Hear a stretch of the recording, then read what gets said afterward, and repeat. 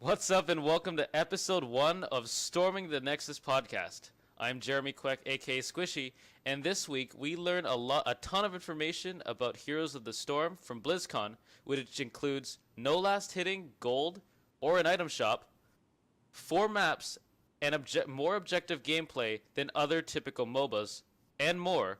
But first, I'm joined by 2 individuals who both managed to play Heroes of the Storm at Blizzard. Kyle from Rhode Island, aka Sophist, and Mike, aka Thilladren, from tiny Staten Island. So, how are you guys today? Good. Yeah. Got to go to Blizzcon. Got to meet a lot of people, a lot of really cool people, and got to play Heroes of the Storm, which was the best part. Oh, well, other than the people. I think meeting the people is the best part. But Meeting the people and staying until the hotel lobby until like 2 a.m. was the best part, but the Heroes was the show getting thrown stealer. out of the Hilton.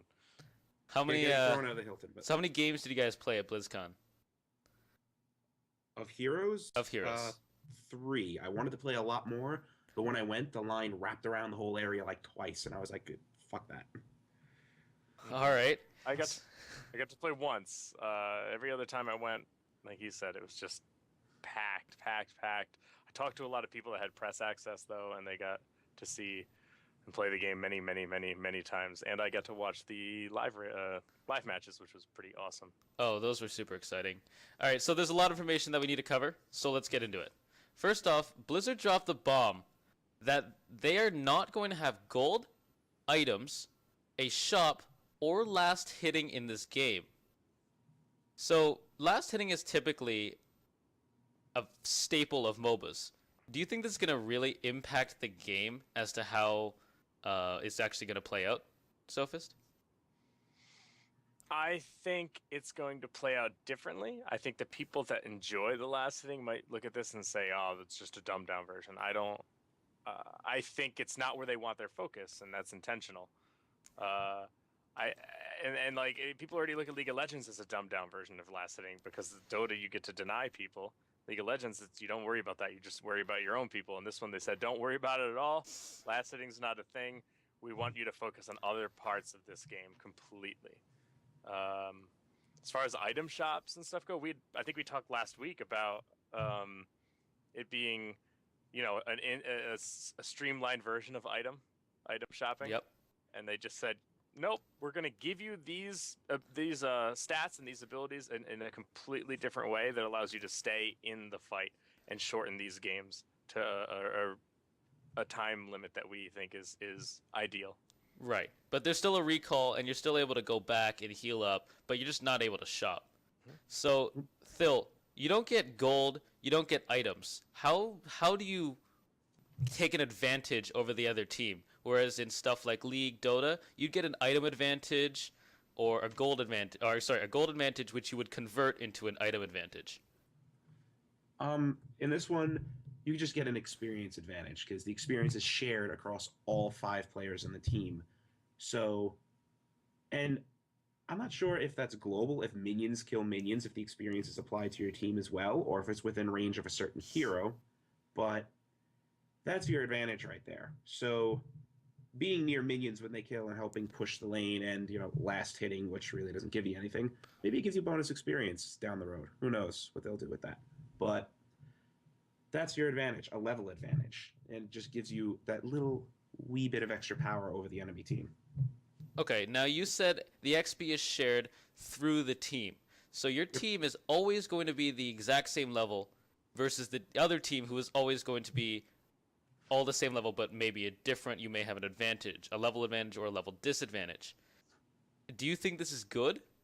Because I don't think I've seen another game or another typical MOBA that has team levels. It's a weird concept. It's good and bad. I like it and I dislike it. I mean, I like it because no team member is ever behind the others. So, like, you don't go into a team fight like in League, let's say, with an AD carry who's level 12, a tank who's level 9, a jungler who's level 8, and the other 2 are just somewhere in between. And the same with the other team. This is all, everybody's on equal footing and equal-ish power. But the reason I don't like that is because when one team does get the level advantage, 2 or 3 levels, then team fights are one-sided, and it's pretty much one team decimates the other. Anything? I think this is a place where you're going to see strategy come into play. If you had watched one of the live stream matches, there was a point in time where one team was down 2 or 3 levels to the other team, and they went into a mode where they said, "Look, 4 of us are defending. One of you needs to go out there and soak experience in a lane, and it needs to be someone that's mobile. So you're going to go out there, I think it was Abatha at the time. He went out into a lane and just pushed lanes. That's all he did. He pushed lanes. He just wanted the experience, and him doing that by himself was enough to catch his team back up and get his team back into this game. I mean, I think there's ways to work around it. What I'm a little more worried about is they did seem to kind of get rid of the snowball-y attitude where one guy just takes over the entire game, which is good, I think. But it also doesn't reward you enough, I think, for being like, I just got a quadra kill, I just got a pentakill, or I'm on a killing spree. I've killed 8 people in a row and haven't died. Why don't I feel more powerful? I think that might be something they need to address, or at least give you extra bonuses for doing stuff like that. Okay. So, but I think the thing is, this game is more focused on objective control, meaning that if you do take the enemy team down, all of them, you have free reign of the map to farm up even further through jungle camps or the mercenary camps, push many forts, or go take the map-specific objective. So, speaking of the map, let's move on. So the map is very similar to League, Han, or Dota, but there are some notable differences. Thil, can you tell us some differences between maps, or what the map is like? Differences I noticed, they're all confined to 2 or 3 lanes, and I use the term loosely because only one of the map really, to me, one of the maps looked like they had clearly defined lanes. Actually, 2, Dragonshire did too, but there's really no jungle. Like, there's kind of a jungly area on Dragonshire, but it's not really anything like a traditional jungle like that we know in League and Dota. It's has mercenary camps that really, they just give you extra creeps, is basically what it does. You capture the camp and they're like, all right, we're gonna go push a lane for you. But the maps are all radically different. I love them. Like what was it, the Haunted Graveyard, I think it was? The Haunted Mines? The Haunted Mines, yeah, that one's 2 levels. Like, you know, on the mini-map, it's one map over the other, but when you go down to the mine, it drops you down to a lower level, and it's a completely different map. And I just like that. And the objectives are going to be a big deal. There's no getting around that. Way bigger than Baron or Dragon. That is definitely their focus. Is they're saying that we're going to force team fights around these objectives. Again, I reference the shoutcasted matches. The reason I really put emphasis on these shoutcasted matches is that these are people that have been playing for a while. Whereas opposed to we went in, we're kind of learning everything and we're trying to just figure stuff out, and you may get blown out. You may blow the other team out. Someone may have never played MOBAs before. Someone may have been Diamond 1 in League or close to Pro in Dota. So you look at people that have played it, they're all relatively, I would assume, about the same skill level than these developers because they've been playing it since they've created the game, so they know what they need to be doing. You see how close these games can be, and you did see these teams kind of equalize back and forth. At one point, a team was in the advantage. One team had the advantage, was pushing the advantage, and they said, you know what? I think we could just go after this Grave Golem, I believe, which is at the top of the map, which is the kind of the equivalent of like a Baron, where like if something bad can happen around there, it could mean big things. Right. They went in, they tried to fight this guy. One team recognized, hey, no one's on this map. Where could they be? They went up to the top. They checked that pit, and they realized they were all there. They jumped in. They wiped out half that team. They had to back off, and then they take that objective, and that allowed them to get enough experience to take that and run with it and just kind of push a lane and put the other team back on their heels for a while. And then they, at that point, managed to take over this map by one of the objectives. Not even the most important objective on the map, I don't think. That was the pirate ship. Blade, I don't remember the name of it. Something Blackheart. Fist Bay. Blackheart Bay. Where they didn't actually have control over the money at the time. The other team was bombarding their side, and they took over one major objective and managed to turn Right. the whole map around, and then from then they got to start bombarding the other team. Right. So, at least one thing I noticed with that, the Grave Golem pit, it's very confined, and there's brush right in front of where the Grave Golem is. Meaning that, speaking from League, you hide in a brush, maybe they're baiting it, or maybe they're actually doing it, and it's going to lead to those types of, are they in the bush waiting, or are they trying to kill the Grave Golem? So that's always going to be good. The other thing that I noticed was the initial lanes are quite short, are they not? Mhm. Like the gates are really close together right off the start. Yes. So for those who don't know, there are 6 forts on each side of the map, 3 in each lane, and these come with 2 gate towers, a gate, and a castle with another guard tower that spawns on top of it. So the first set of forts were really, really close together, meaning that the lanes are really short, and until the first objective spawns, usually you're just gonna try to keep it in the middle so you don't get early damage on the towers. Yeah, I think a lot of that has to do with, I don't know if you noticed, I didn't hear if you mentioned there's a place where you can go just behind the gates to grab some health. Right, You don't I have forgot to about that. actually recall. You don't have to recall and go back. So this kind of allows you to always stay in that action. If you're close to dead, instead of hearthing back and then picking up some items and going back in a lane, you can walk back or get on your mount and go back, which are, by the way, basically boots of mobility, an activated boots of mobility. It's exactly like mounts. It's exactly like mounts in WoW. You channel for about a second or two, you mount up, you move faster. That's basically it. Yeah. So you go back and you may grab some health and get right back in the lane. I think that's their intent, they're so close together that it matters that you're always out in the battlefield. It forces conflict at all times, and that's part of this game, is they want it to be high-paced action and have these games end fairly quickly. Mm-hmm. And it seems to do the trick. I like the fact that there's just packed with stuff once you get into the enemy space. No, I like how the action starts fast. There's no, like in League, when does the action really start? I mean, 20 minutes? 25 minutes? 15, 20 minutes. And up until there, it's the laning phase. It's boring back and forth, maybe a kill here and there. Right. And nothing really big. This game, within 2 minutes, there's action. Right. Period. And it's great. It's a lot of fun. And my wife, she doesn't hate, but she's always disliked League of Legends. It was never really fun for her. She loved Heroes. Had a blast with it. Yeah, I think the shorter games also really helps. The developers want it to be around 15 to 20 minutes, and that's much more reasonable than a 45-plus minute game. You can't really expect to do that in your lunch break. What if it goes too long? Then you have to kind of exit, and that's always kind of awkward. So 15 to 20 minutes, that's the perfect length, and it can completely be done in that time. Mm-hmm. I do warn people, if you don't, you're still going to have to learn the basics of MOBAs. You can't just jump into this game and like the novelty of playing a new game will wear off after a certain point, and you will run into a point where you're just getting frustrated because if you're not used to playing MOBAs, you're dying, because that's still going to happen. Actually, it's going to happen faster in this game. Oh yeah. You're going to walk into a game, 3 minutes into the game, you're going to be 0-4, and you're going to be like, what the hell just happened? And then you have to still learn. You have to put the time in to learn a game like this.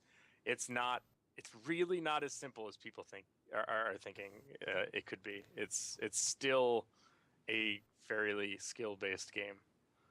Yes, I agree. All right, so one more thing that comes up during the map is vision. In other games like League, Dota, you have wards, other things that you can place just to see where the enemy team is. However, that's obviously not available in Heroes because there's no shop. What do they have instead? They have those watchtowers like in StarCraft 2. Right. Something similar. You stand near it, you capture it, boom, nice area of vision for you. Right, and this also sees inside brush, if I'm not mistaken. A nearby brush. I believe so. Yeah. So, how many of these are on a map? Like, are they? I know there's usually one between the lanes, as you call it, but is that really the only one, or are there more? Depends on the map. Yeah, the map I was in, I think there was one. There was 2 on one map, and I don't remember what map it was, but I do know one map had 2 of them. Okay. Mhm. So, last thing is about the map. We mentioned specific map objectives. There's one thing that always will change on each map. Now, there are 4 maps in total, which means that each map is going to play significantly different. So, for the Haunted Mines, as you described before, we have the dual levels. And what happens is I believe about 3 to 4 minutes in, it'll announce that the mines are open, and everybody can flood down to the mines in the second floor and start killing monsters to get skulls. Do you want to? What do these skulls do, Sophist? Or Can I Yep. jump back one Sure. segment to this watchtower? I wanted to just emphasize again how this impacts the game. It's another area that is especially early in the game, like you were saying, 2-3 minutes into the game, you want to make sure you have control of this, because if you want to know if people are moving between lanes, and the amount of roaming in this game is actually going to be fairly important, it seems. So it's just another way for them to force combat early. So you're forcing these fights early and often. You could see when someone goes from a lane, someone always follows them down. There's always going to be a bit of a fight. So it's just one way that if you think you have the advantage, you can force it by jumping into something like this, or they're just going to have to let you have it. So I think that's another way. Like, there's just many ways for them to keep these things right. quick. The lanes are quite close too, like north to south. So it's really quick to roam. It's very similar to Twisted Treeland from League of Legends.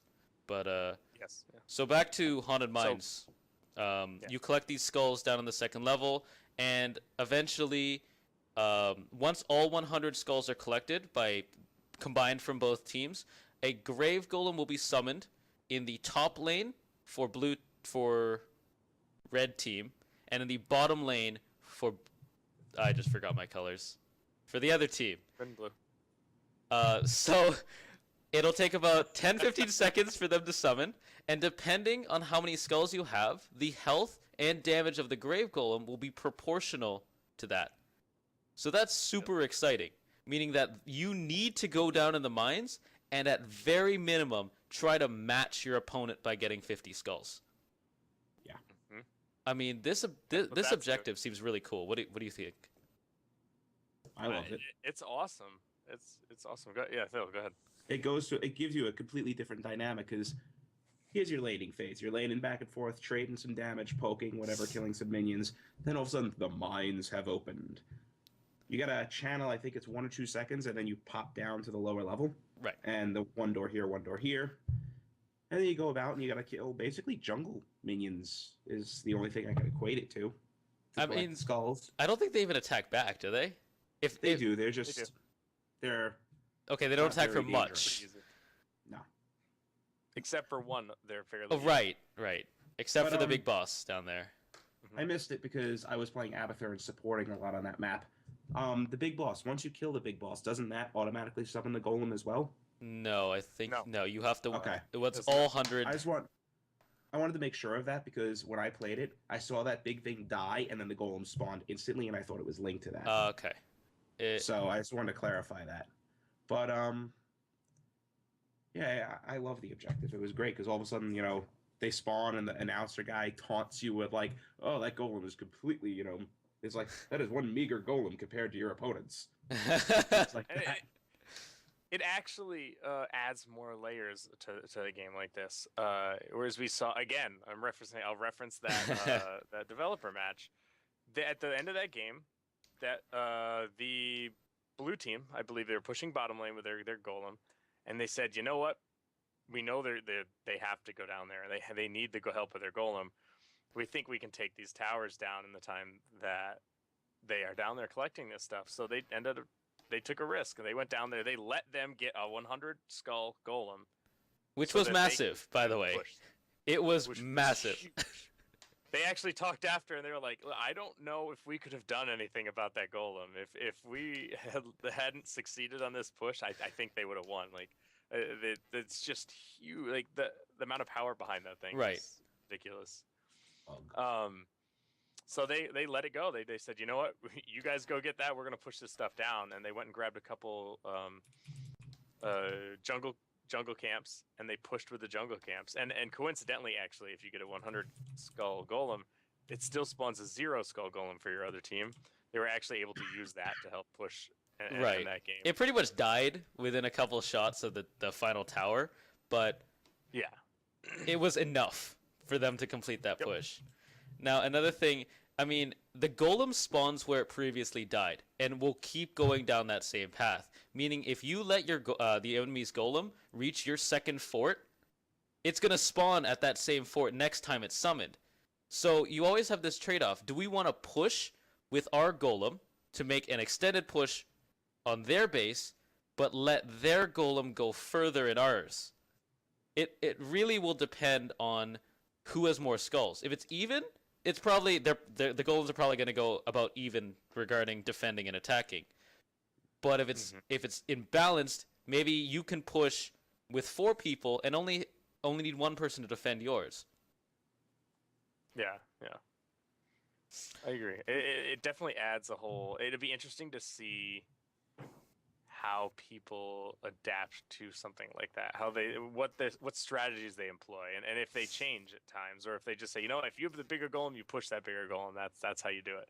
Or if Right. some people will decide to change it and mess up. And I think all these things are doing are adding to a more complicated metagame, which is exciting. Actually, Yeah, to that me. excites me too. I mean, your options are help our golem, stop the enemy golem. Those are your options, really. But that's that, split second decision. Like, okay, here we go. We have, here comes their golem. It's a 55 skull or it's a 45 skull. Do we stop their golem and prevent them from pushing, or do we get on our golem and push and let them push their golem? Right. I I mean, mean, it just. Yeah. I was gonna say, you also have the option of using other minion creeps to try and defend your right. town. You know what I mean? Like you can the Mhm. golem will actually just run by them, but I mean, you can defend, use the other ones to push with your golem. So Yeah, Yeah. I think There's that. what it may work out to is if your golem is bigger than their golem, push with yours, because you should do more damage with a larger golem, assuming a 5+ golem push. I think that's what it might work out to, but then again, if they defend you, they have an uncontested golem going down your lane. So time will tell. Time will tell. Yeah. So, wow, that was a long discussion on the first map. Let's move on to the second. The second, Blackheart's Bay, we kind of already talked about it. On this map, about a couple minutes in, 2 treasure chests will spawn with 5 gold coins apiece. When you attack this chest, gold coins will slowly fly out for a total of, obviously, 10 coins. 5 + 5. Simple math. Each of these players can pick up the coins, and it'll be visible to all players how many coins each player is carrying. If you die while carrying coins, the coins will literally fly everywhere, and anybody else can pick them up. Jungle camps will also drop coins, if I'm not mistaken. Some, okay. And the treasure chests will periodically respawn throughout the match. Now, these coins, in the middle is Blackheart. If you can give him 10 coins before the enemy does, he will fight for your team, firing 12 mortar cannons at enemy forts, destroying towers, gates, and castles. So this map, another central objective that needs to be controlled. Yeah, this one I think, I mean, so far to me, this one seems like the biggest, but this is also the one I saw the most. One shell for the forward tower takes out 3/4 of its health. Just boom, gone. So this seems like a really massively big objective to control. Because if you don't, you're screwed. Your base Right. is destroyed. Now, one thing I was And confused. then you're actually, I'm sorry, you're actually going to spend these coins or doubloons or whatever they're calling them much faster than the 5 for each thing, Right. for each chest, because there are the minions in the jungle that you can kill. They're not your typical jungle minions either. They're a weaker version that drop 1 coin every time you clear one of these camps. So towards the end, you are seeing this ship fire basically every time it becomes available. So Right. it is much needed advantage. Also, the counterplay is pretty good there because you have to stand there with Blackheart channeling for like 5 seconds, giving him the coins. And if you're damaged, you're interrupted. Right. So there's a lot of potential for some crazy fights and plays in the center of that map. Yeah, so one thing I was going to ask is the channel time proportional to the number of coins you're giving him? Not that I noticed. Okay. So it's always going to be the 5 seconds, even if it's 1 coin or all 10. Yeah, I believe so. So from what it looks like on this map then, like you start off in the lanes. The coins spawn, you have a skirmish in each lane. After that, then you have a skirmish near Blackheart to turn in the coins.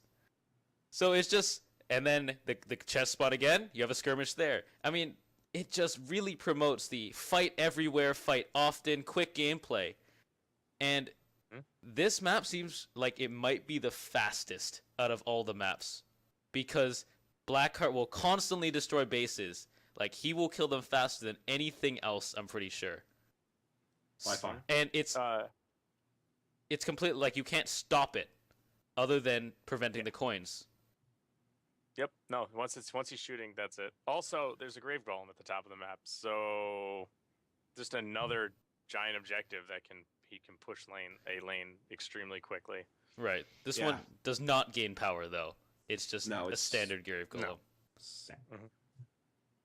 All right. So third map, the Cursed Hollow.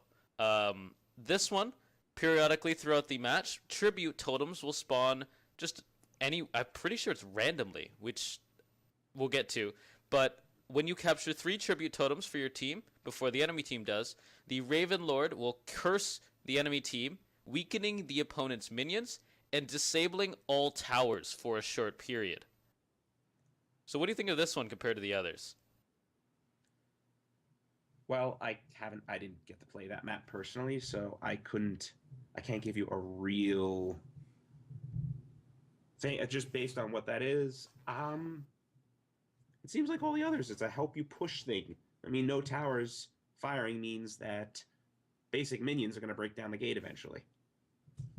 So, yeah, I don't know. It's the map that we saw probably the least of at BlizzCon, to be completely honest.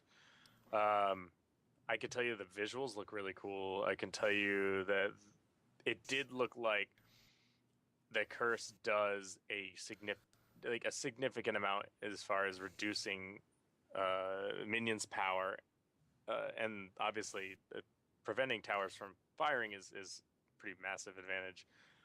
But what they did was they took Uther, which is someone that doesn't have tons of offensive ability, right? And they put him up against a cursed minion wave, and he basically one-shot everything in the minion wave. Right. So it does look like it's a significant advantage. Yeah, I mean, but then again, this is the kind of map. I know I'm seeing something in chat where they're saying heroes with the ability to leap around the map are going to have a significant advantage there.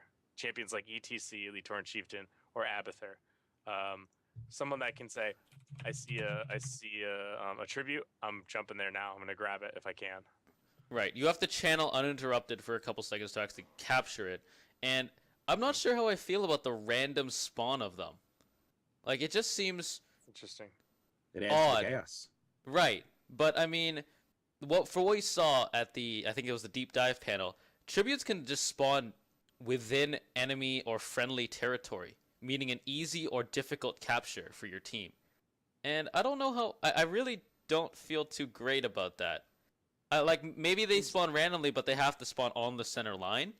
But we'll have to see. It's still an alpha, obviously. Things can change. Mm-hmm. Yeah. It does seem like the most... it was the iffiest of the maps, I think. That they weren't really sure. Just because, like you said, random is never really a good thing, especially when you start having people that are competing against each other. Because if it gets to the point where someone gets a bunch in a row that were just almost impossible for the other team to capture, they're going to have a significant advantage for not a legit reason almost. Like, it seems, it just seems unfair. But it depends on how it plays out. It may actually play out, and you'd be like, no, it's actually fine. It just means that these you have to push fairly aggressively to get these. All right.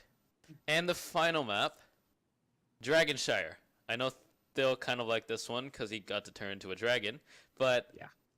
so the objective in this map, there are 2 obelisks, one in the north of the north lane and one in the south of the south lane.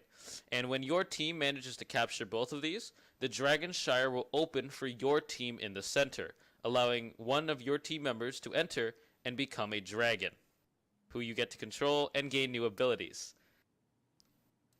Compared to the others, what do you think of this? This was the best game for us because it almost went to the time limit. There were 8 of us with a pug on each team playing, and this map is just a lot of fun because a lot of fighting to control the shrines because it takes, I think, it's like a flag in like Battlefield or something if you want to equate it to. It's in the center point, no one captures it, goes passes the line. Now you own it, and you can cap it up a little bit more so that they can't instantly uncap it. But it caps really quick, like 3 seconds of standing near it. So when you cap them both, the easiest counter is if you're close to a shrine and it's undefended, just get in there and cap it because you have to channel uninterrupted by an enemy attacking you or by losing a shrine for I think 5 or 6 seconds on the actual dragon shrine to gain its power. And once you do, you have a bit more control over this objective because obviously one of your players is the Dragon Knight. Right. And it's got 10,000 health or 4,000, I don't know, some ridiculous amount of health, and its abilities are pretty friggin' crazy. Okay, so first off, what happens if you die while the Dragon Knight? You drop out exactly as you entered it. Okay. I thought you were stunned because the opposing team that I was playing against got it first. And when he dropped out of it, he didn't move, and our team just cleaned the plate. Okay.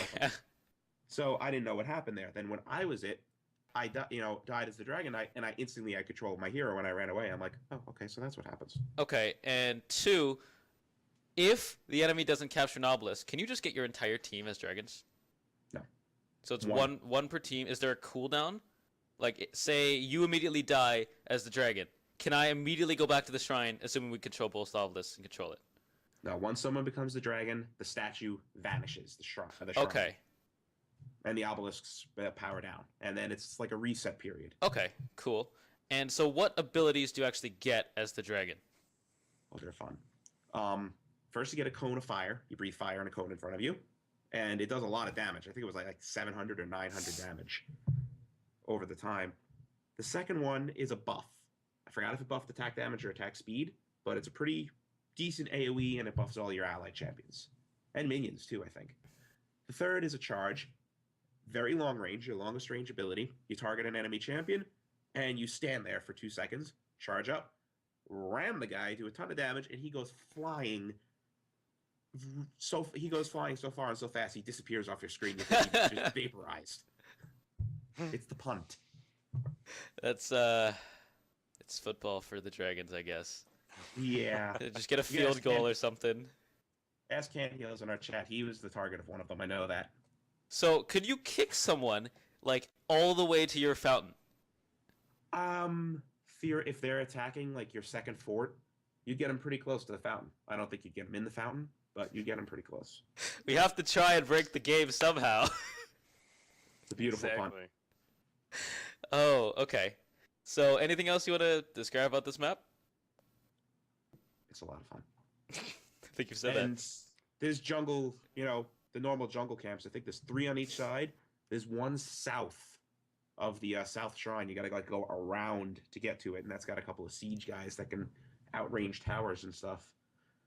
Right. But no, nothing more. It's a pretty straightforward standard map. Cool.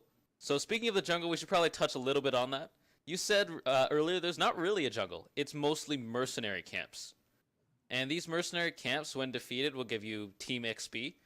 And they will also fight for you. They will go to the nearest lane and start pushing with your minions.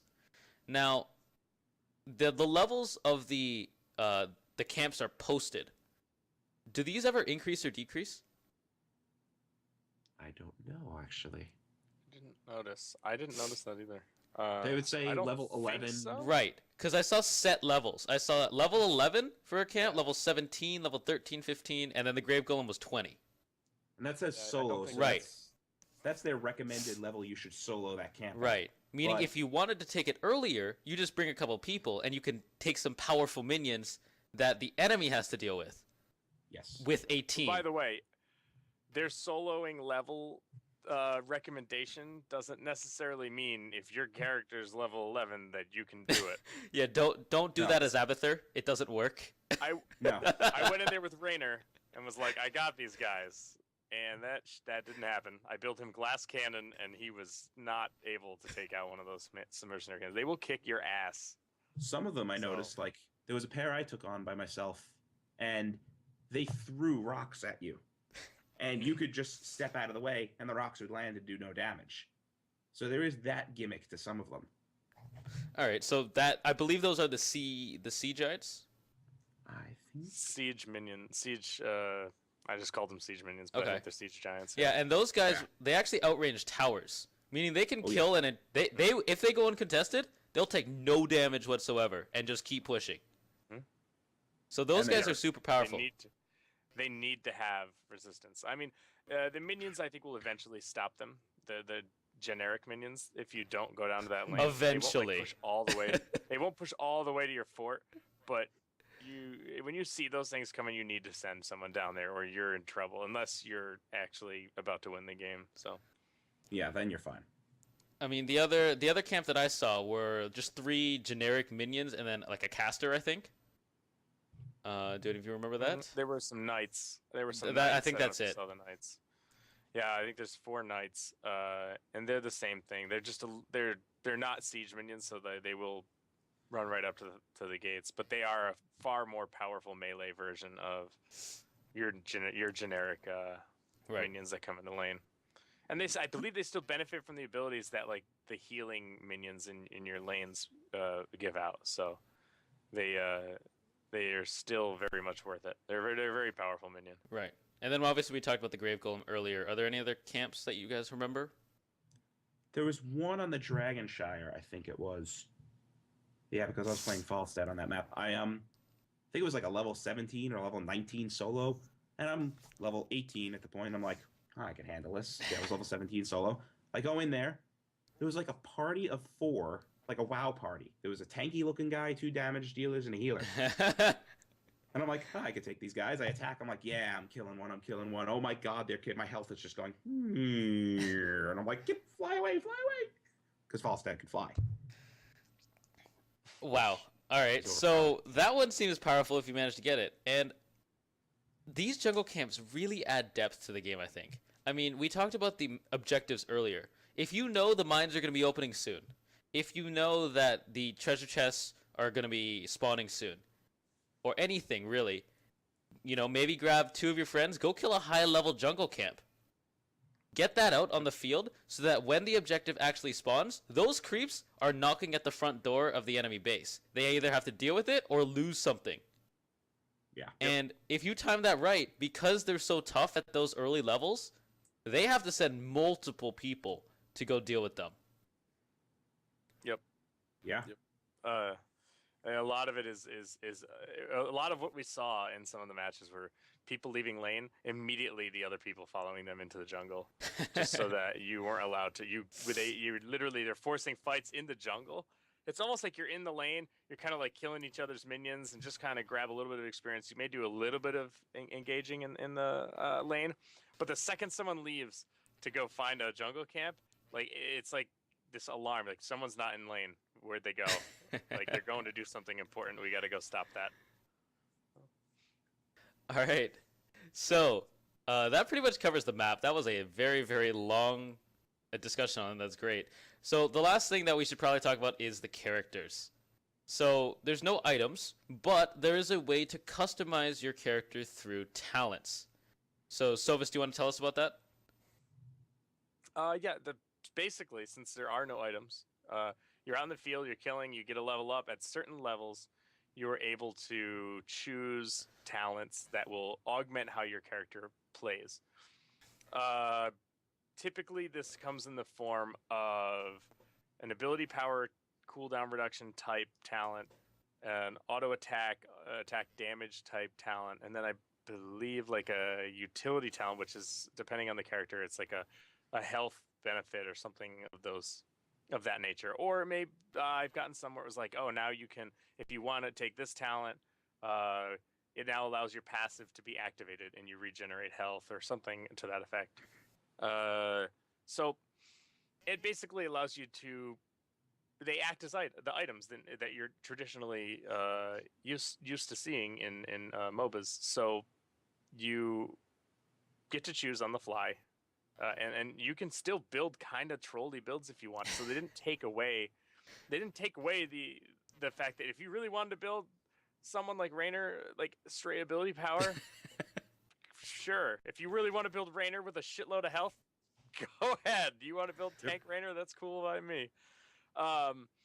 So they didn't necessarily simplify things. You could still build people completely different ways if you really want to. The other thing that you mentioned with these abilities is the earlier was the ultimate. I think you mentioned this. I Maybe did not. Maybe I'm No. Going off. We were gonna get there a little later, ultimates. but Okay. I'll let that happen. okay. Then. But So yeah, basically that's... yeah, the other thing that was mentioned that they didn't actually talk about that I had to find out through one of the other people who went to BlizzCon, maybe you, Sophist, I don't remember, but the idea of a specialization that you can pick before the game. Thil, do you know much about that? No, I didn't notice, but I was talking to Sophist, and someone else was mentioning it too. They were using Arthas as an example. Yes. Yes. But- The example that was given to us was you basically decide with Arthas if you want to be Blood or Frost, and I believe this came up because you look at your talents and you just see these ones that are unavailable to you. So in this alpha build, we couldn't see how you would possibly get over there. So if you kind of follow the logic along and say, okay, well, this seems very similar to talent trees in WoW, where like I don't get blood abilities on my Death Knight unless I'm in blood spec. Right. So you can kind of see it acting the same way. If I wanted to take Arthas and make his Death Knight class behave more in the blood manner, maybe I'll get abilities that, or I can augment my abilities to the point where like this is now I play him completely different. So you may be able to play one champion and play him completely different depending on how you choose to play him at the beginning of the match. Cool. I find it weird that the devs didn't even mention that though, because when I first saw the talent tree, like you said, there's talents that were grayed out. I thought that if you ever played Awesome Knots, you get talents unlocked as you level up, like outside the like your outside level.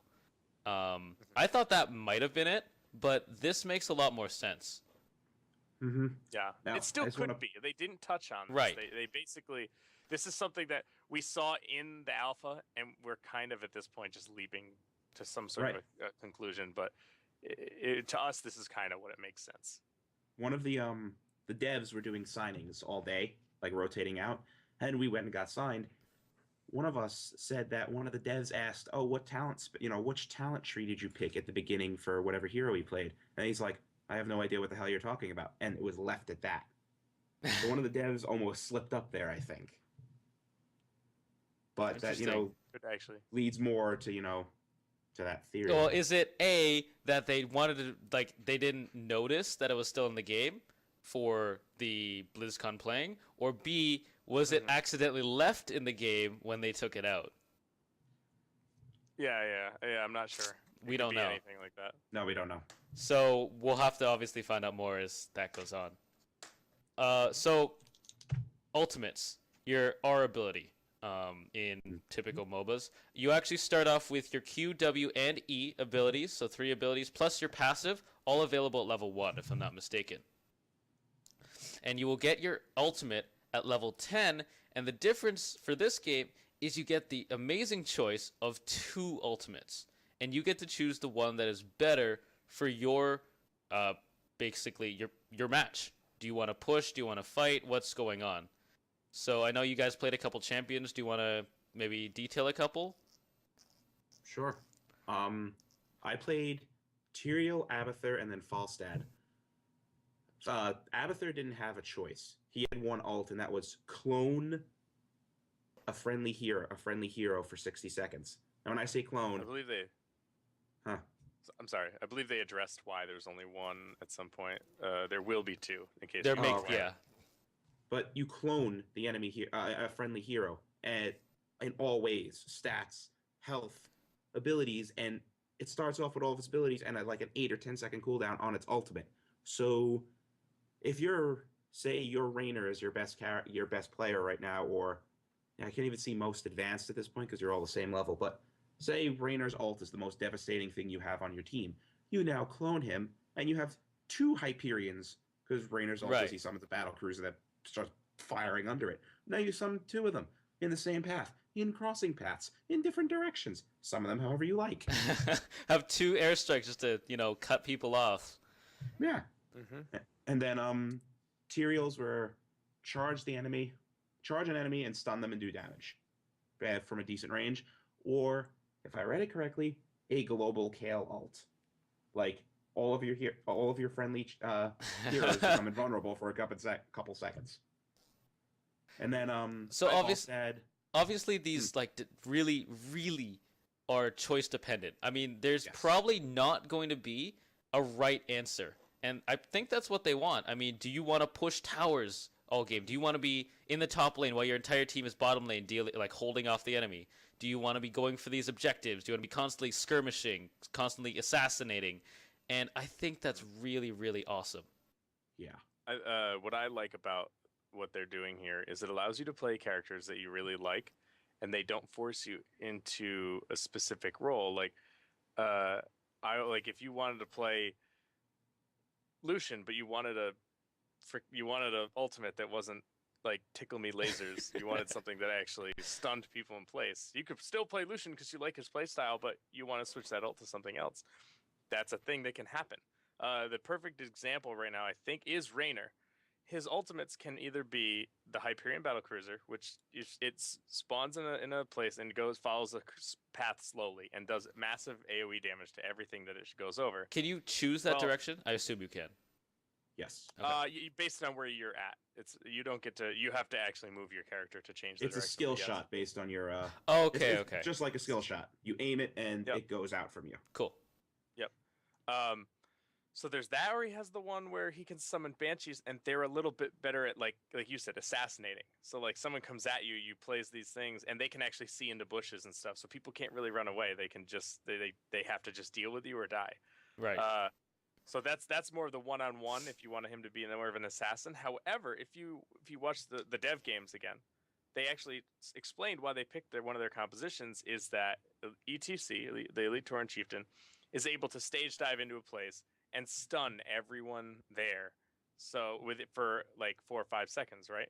So what they would do is have him jump into the middle of a team fight, stun everyone in place, and then summon that Hyperion Battlecruiser immediately on that spot, doing tons of AoE damage to the entire team, and that gives them an immediate advantage over the other team in a team fight. So it allows you to play these characters that you might be more comfortable with, and typically, yes, maybe I want to play him as more of an assassin, but if I'm playing in a team where that's might not be the best goal for our team, we can switch the ults to kind of mesh together much better. Yeah. Right. So lastly, you mentioned Abathur, and I think he is the most unique champion out of all of them. Because he just he basically can't attack at all, but he is one of the biggest supports and can really, really help your team when needed if played correctly. I know, Tho, you played it, so you want to go into more depth on that. Yeah, I think he can attack. It's just ridiculously weak. And he's so squishy that you don't want to do it.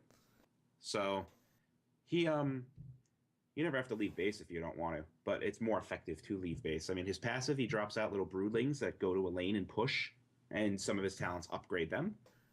The way you play him is you infest a friendly. And I found out you can do friendly heroes, friendly minions, friendly buildings. For 45 seconds, you are infested onto them. There's a little thingy above their head showing you are. And you can now fire spikes, which charge up ammo and let you fire quicker. You know, it starts with like 3 ammo, and you can fire 3 spikes, like 1, 2, 3, and then it takes, I think, 3 or 4 seconds to recharge. which is it's an Ezreal Mystic Shot. That's all it is. It's Right. a quick, first target hit does damage, AoE Spike Blast, and a shield, which can be talented to also heal when the shield goes up. And here's the kicker. You press R and you cancel the possession, and it then has a 4-second cooldown. Well, I had cooldown reduction, so it had a 4-second cooldown until you could possess the next target. Yeah. And it is global range. You could do it from anywhere. Even though I was playing the Haunted Mine on this, you can possess somebody on the other level of the map. It's really good. Right. I mean, basically, you can grab anybody. They control where you're moving, though, which could be the issue, which promotes teamwork. I mean, they're controlling the feet. You're controlling the hands. That may not work out so well sometimes No. with the but coordination. Also, on top of that, his W is, compared to a Nidalee Trap, does damage, reveals, does a slight slow. One of his talents, global range on that. And then his E, a global range teleport, which with a 4-second cast. And like a minute cooldown, but still a global range teleport. The warning that I got was that you do not want to play Abathur if you're playing with a bunch of bots. Because you teleport into someone, you infest someone, and they immediately start to run away. And you're like, no, I just gave you a shield. Go back, come on. Nope, it doesn't work so well. So if you're playing against bots, word to the wise, Abathur might not be the best choice. I mean, he is probably very valuable if played correctly. Adding extra damage onto any player that you want, that just got in a fight, adding shields, extra temporary health, and just dealing extra damage. Not to mention, at any point, he can teleport in and clone that person and deal double the regular damage. Yeah. I actually got a kill. Someone, enemy Nova, was running away with very little amount of health. I possessed a friendly minion in the lane that she was running away with. The minions are engaged with each other, so she had no danger, but I possess it, and I just spike her 2 times as she runs by and kill her. That's pretty awesome. So, you can be everywhere a friendly unit is. That is really cool. And you could possess a tower and augment its damage. It's just amazing. So, Sophist, what was your favorite champion then? Or hero? It had to be the one I played, I guess. Okay, I guess. I guess it doesn't have to be. I only played Raynor, so he was fun. ETC looked like a lot of fun, actually. Just the ability to jump into a fight, be an enormous tank, and then stun everyone in place. Like, you've seen how important that can be in other MOBAs.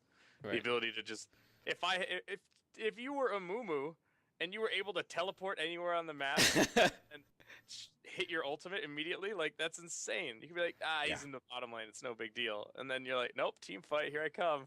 Like, that's insane. Yeah, I mean, crazy. One thing I got to note, actually, because you're talking about our favorite champion, when I played Falstad, I noticed that your abilities damage buildings as well, which is something that you don't have in other MOBAs, because I'm aiming, the ult I picked for Falstad, you could dive at somebody anywhere on the map, or you get Lux Laser with like a 2-second charge time. I took the Lux Laser. So I'm firing at somebody who's running away. It's like, pew, goes off. You have destroyed an enemy fort. I've what? Are you sure? Thing. Are you sure that wasn't something else? No, I am positive because the fort, I looked at it and here's its crumbling animation. I destroyed the enemy fort with my ultimate. Wow. That way. Raynor's Hyperion, you can actually summon it over. Yeah, I know that one because that obviously does siege damage. Because it's a giant bomb, but that's interesting. If that I didn't notice if his Q did it, because his Q was a hammer that went back and forth. But his ult definitely, this ult definitely damaged buildings. We will have to see if that's just a bug or if that's a thing in the future. Because this thing hurt. It was like a 1,000 damage, lightning bolt. Right. I personally, I obviously haven't played because I didn't go to BlizzCon, but Stitches looks obviously like a blast. They said he plays a lot like the A-Bomb in Dota. Pudge, I think. Stitches. Pudge, yeah. Stitches might be like a almost must-have on a lot of. It seems like he's gonna be very popular. Well, one thing with the game is a lot of heroes seem to have grips, pulls, stuns, or any kind of start the fight now, which in a very short game, which you want. So, I mean, Stitches has a very long range hook. It can be talented to extend longer if you Yes. really need it. And that will start a fight pretty much instantly. It'll kick somebody out of a fight pretty much. You will insta-give someone. You will kill them, and now it's 5v4. Because if you It's hit the a blitz hook. max range hook, if you hit a max range hook after it's been upgraded, you're gonna pull It them is. almost from one side of the damn map to the other. That thing is long. It's basically the Yeah. size of the initial lane, I'm pretty sure. Almost. It's huge. But you grab them and that's it. Yeah, and then I think like Kerrigan has a cone grip, right, with her wings.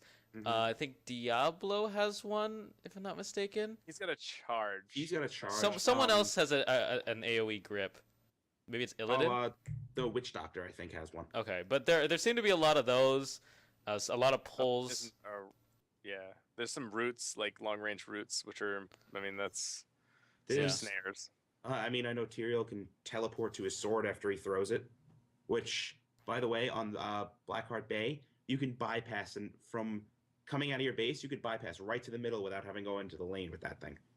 It's cool. But I mean, that's there's pretty awesome. gonna be really cool niches like that, and overall, I'm just super excited for this game when it eventually starts going to beta. Please go into beta Yeah. next week. If I want only. it now. Please. So, any concluding thoughts about Heroes from BlizzCon 2013? Game of the show. Other than yeah. That's Yeah. it. That's I mean, it? Other than the fact, I mean, that I think this is, it's just taking a different spot in the mobile. Like, I think that's what's going to happen. I don't see it saying, like, look, we're the new league. I don't think that's what it's doing. I think it's just saying, you know what? There's a corner over here for people that maybe have never played a MOBA and want to, and we can fill that. It's a different game. It's just completely different. It's not dumbed down. It's not stupider. It's not simpler. It's not more complex. It's a different game, and I think people will enjoy it. Right. I certainly did. All right. In the middle, Kyle Lanfear from Rhode Island, aka Sophist. Follow him at The Real Sophist. That's TheRealSophist. On the right, we have Mike, aka Thilladren, from another island. That's not Rhode. The Isle of Staten. Follow him at Thilladren. That's ThIlladren. And me, Jeremy, aka Squishei, and you can follow me at SQUISHEI. See you next week for more discussion on Blizzard's new MOBA.